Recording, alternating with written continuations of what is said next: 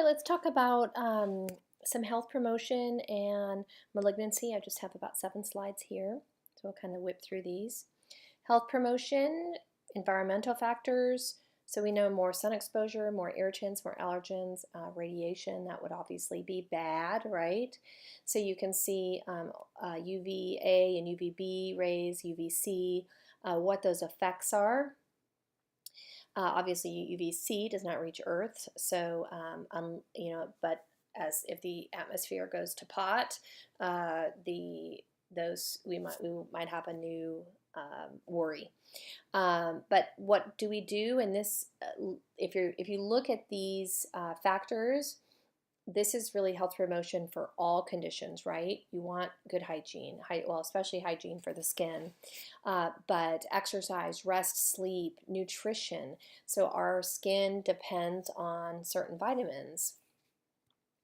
Drugs that may cause photosensitivity. So these are drugs that you need to know that if a patient is on it, this will affect your teaching. So some antidepressants may cause photosensitivity. So what does photosensitivity mean? It means you're more susceptible to damage by the sun. Pre-malignant and malignant conditions of the skin. So actinic keratosis, atypical dysplastic nevi. So the actinic keratosis, flat or elevated, could be rough, but this is from sun damage. So it's common in the older white population, and these. So when women are going to the spas for facials and cryotherapy, they're trying to remove this damage. So it's a pre-malignant, so it's pre-cancerous. The atypical dysplastic nevi. So this careful monitoring is needed. It might be the mole that's large, it looks funny. It's just one that needs to be watched. The pre-malignant and malignant conditions of the skin, basal cell carcinoma. So the basal cell, this needs to be removed. This is an eroding cancerous cell, and it's related to sun exposure, genetic skin, X-ray radiation, scarring. Squamous cell carcinoma, malignant. So it is kind of invades the skin and surrounding area.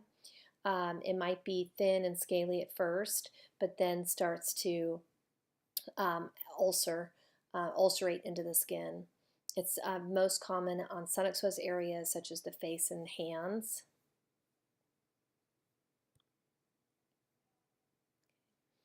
Malignant melanoma.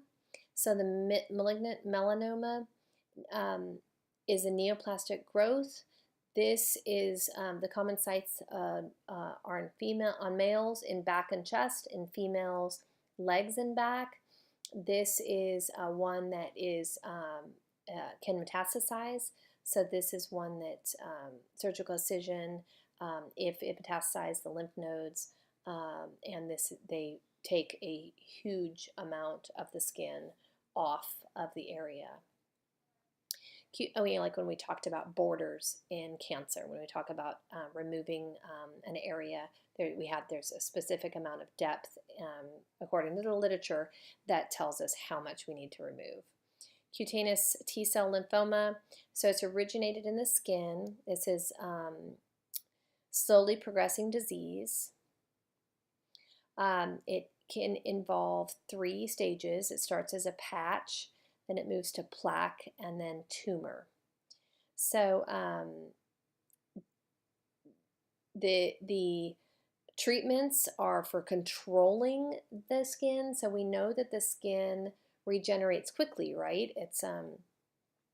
But the problem with it is that then whatever's on the skin could also regenerate. Excuse me.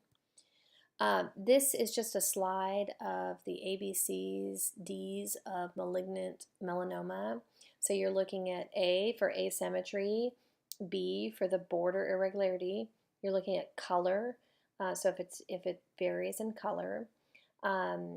D, how big it is, and then E, if it has changed, kind of what we talked about in cancer. Oh, I've always had this specific mole, but now it looks different.